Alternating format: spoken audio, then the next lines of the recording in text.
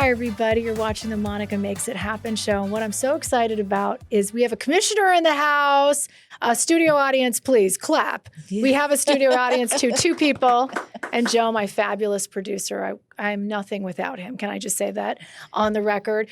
And you, Commissioner, thank you so much for your service. First of all, 40 years, is that right? Serving our city. Iris Rodriguez-Rosa, the Commissioner of New York City Parks, is here.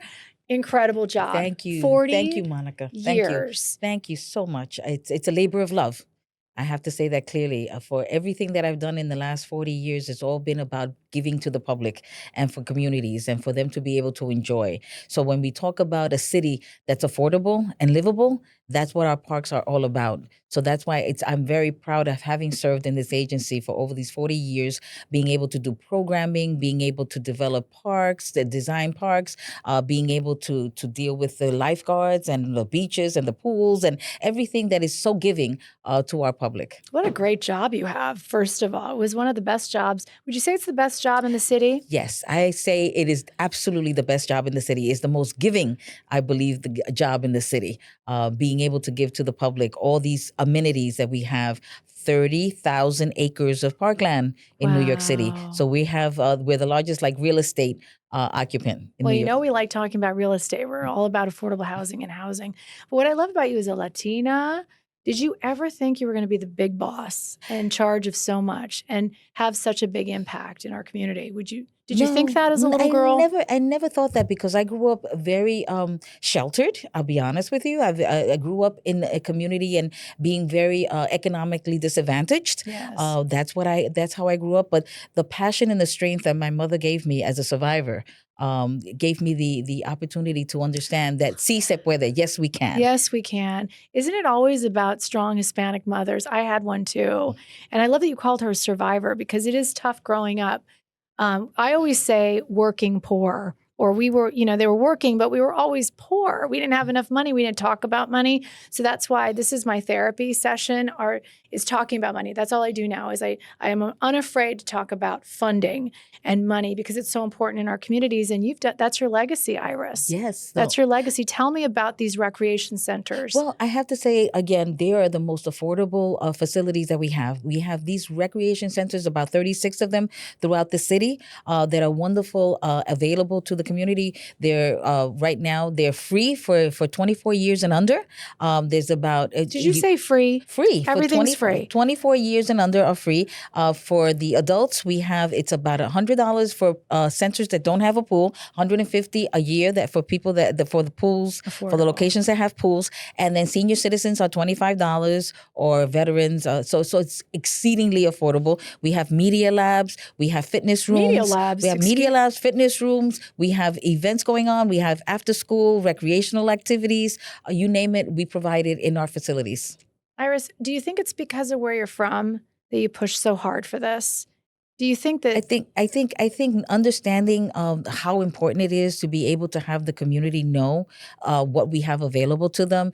I myself, benefited from it. So it's important for us to be able to share that information for the community out there, so our communities can come to our facilities and know that you don't have to pay, exorbitant fees to be able to be part of something so economical. Now we're talking about jobs later on because that's important, but I want to stay with you a little bit with your personal story. I think that's what powerful leadership is all about, is that you take your experience and that it's like a circle of giving. Like you were given something so powerful and now you're giving it to our next generation. And I don't want you to cry, but you have made the world a better place. And isn't that what we're supposed to do? And I know you're retiring. So what is your hope for your legacy to be? Like, let's say a child sees your name, they Google you, they do that. What do you want your legacy to be? Well, Monica, I like to be able to serve as an example, to our young people, no matter where, that you can achieve something in life.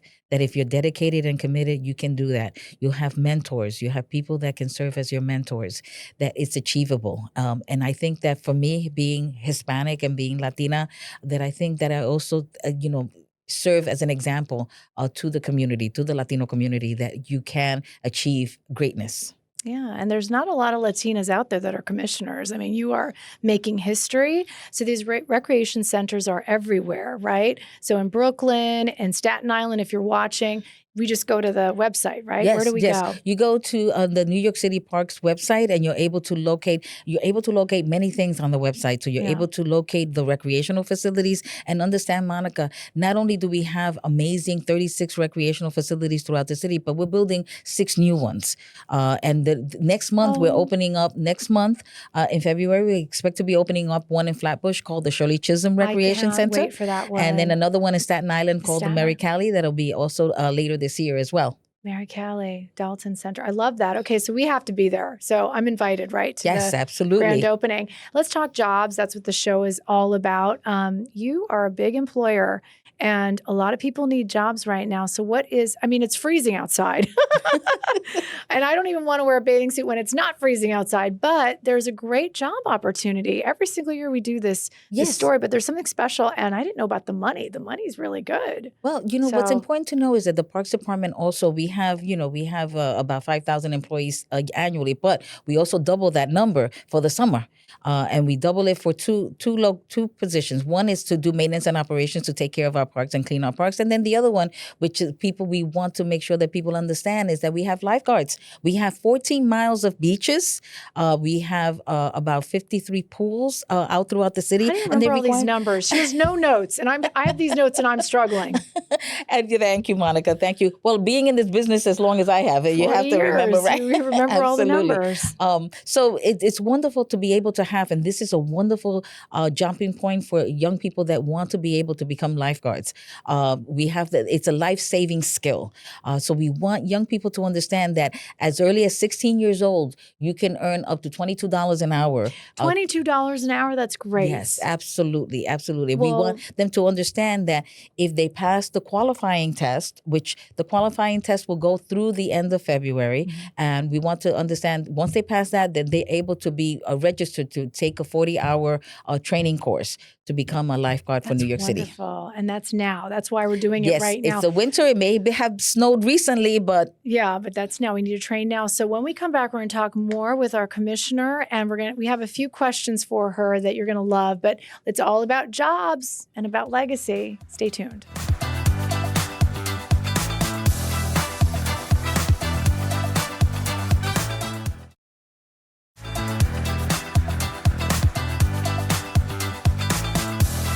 Okay, we're back with our Commissioner of Parks. I can't believe it, 40 years.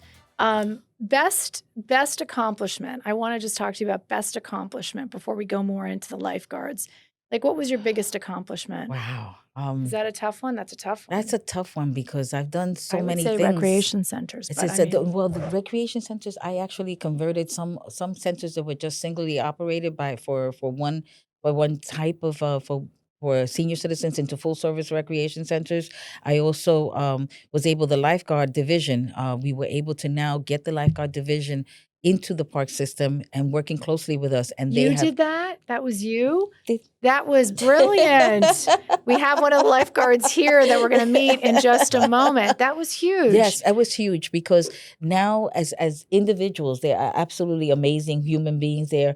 They provide such an essential service. And I'm so proud of them. I'm so honored to be working alongside them and to have developed them to be able to be part of the park system. We're going to meet him in just a moment. He's in the studio. That's why you're sending those love eyes to him because he's here in our studios. You're going to hear from him in a second. $22 an hour, right? And what is this 908 that Greg wrote on my page? He said paid training and you successfully complete the program. You get $908 if you successfully complete the program and are selected as a lifeguard. A bonus. You get the 908.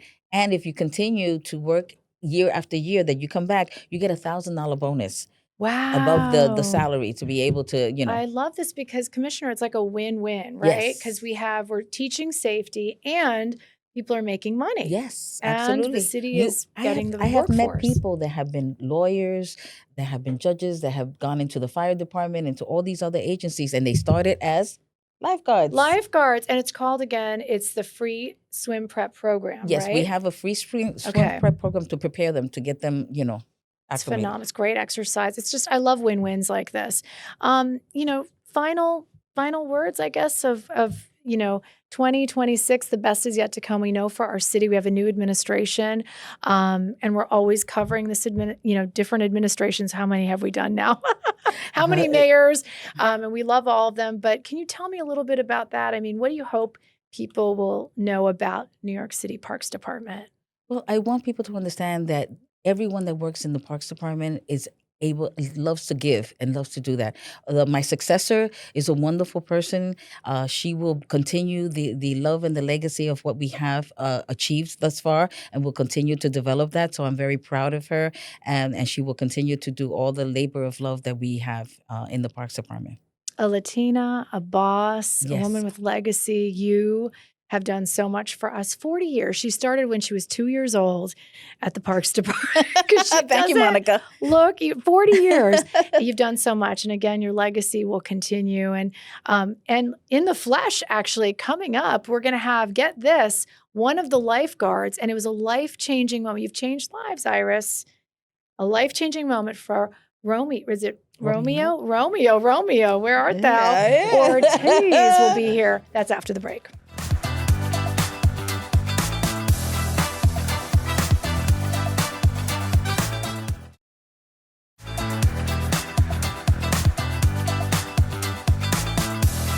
Oh, I'm so happy we're back, and we're here with Romeo Ortiz, a New York City Parks lifeguard in the flesh. Iris, our beautiful commissioner of 40 years, Parks Department, incredible. She was saying how wonderful you are, and getting a little teary-eyed about telling your story, because tell me a little bit about that. We were saying it's a win-win situation where you're learning life-saving skills, but did it change your life to become a lifeguard? It did. I would honestly say it has been such an influence on my life ever since I started the job at 16. It's no better job to start, especially as a young adult or any sort of child. It's like the perfect first job, especially in the middle of high school. You don't know where you're going, but it is a great position to start seeing what your options are, because you get to work with such a wide community. You get to have such a deep appreciation with just how to have a nice paying job, because everyone that you've worked with has been throughout the same process as you do. It's not easy, but it's one of those where it is very rewarding in the long run. And it's a stepping stone, but can also give you such a huge appreciation for how far you can come. My experience is that I've already loved the beach already so deeply, and just any excuse to be out and about in the summer was great. So learning life saving skills on top of that is great, because you never know when those situations and dangerous possibilities can pop up where Yeah. those skills can come in handy. And I cannot stress enough how much I really love the job. And whether you stay doing this consistently as a career, or you move on to say something else like firefighter, sanitation, anything else like that, it's one of those where a lot of those occupations, often and not, also started as lifeguards, because Yeah. it's I you didn't get think of to that. it's a Yeah. great stepping point. And even then, we already have a lot of incentives coming back, where you have the training bonuses, but then we also have a retention bonus of $1,000 for those that want to come back in the summer, because it's more like, the money's great. It's great. I love the bonus idea, because it is about money too. It is. But your enthusiasm for it is contagious. Like, you're so excited to talk about it. So Yeah. you're like the perfect person to talk about this. Mhm. Tell me a little bit. Did you know how to swim before you started this, So- or were I you a did. swimmer? I did. I've Yeah. already learned how to swim since I was about 3. I started Ah. competing at around 10, and then it was just a matter of, what do I do during high school? I know how to swim. Is there any other way that I could progress after that point? And then I already had a thing for water safety, or just wanting to be a person that just wants to administer first aid, also like designs. And also growing up on the beach, I would see the lifeguards, and they were already an inspiration. So I would look at them and say, geez, I would love to be them when I grow up. Aw, And that is sure enough, so here I am. I love that. That is great. And then, have you had to save lives? Has it happened? Here Where and there. Yeah? There was a couple of times where we would have situations of going in for rescues during rough rip currents. Then you never know. It could range from putting band-aids on people to full on shark attacks here and there. Oh my gosh, And shark then attacks, yeah. there's a lot of scales in which I've had the privilege, as well as, sometimes it's bittersweet, because it is Yeah. a serious job, Yeah. but it's part of the training, and they do cover that Gosh, in ways to show. you're a phenomenal person. And the leadership. It Mhm. seems like has it made you stronger? Do you feel like you can do anything now Well, yeah, almost? no, our leadership has definitely had a huge say in all of that Yeah. because it's one thing to lead by example, but it's another to see other examples being done for you. We're also standing on the shoulders of a lot of past leadership that have already just made such an impact to how we can view the job. Now, it's also a culture. Now, the culture can also be perceived as like, okay, things are different, times change, but it could also change for the better Yeah. because that we Yeah. want more people to see that it's not just a life skill, but it's also a stepping stone that could help you progress in life in general. Because you make lifelong friends. It's a very deep community. It is also hugely just under I would say underwhelming because Yeah. when you see Yeah. it, it's just like you think this is it. This is what it all it takes. But at the same time, once you get there, you get an appreciation just It's because such a hard job, and it is such a hard job. Romeo, may I say, I want to be a lifeguard now after the show. I'm throwing my podcast out the window now. Like, honestly, you have been it's so inspiring and how it's changed your life. And so I think hopefully somebody watching, this is the hope, Iris.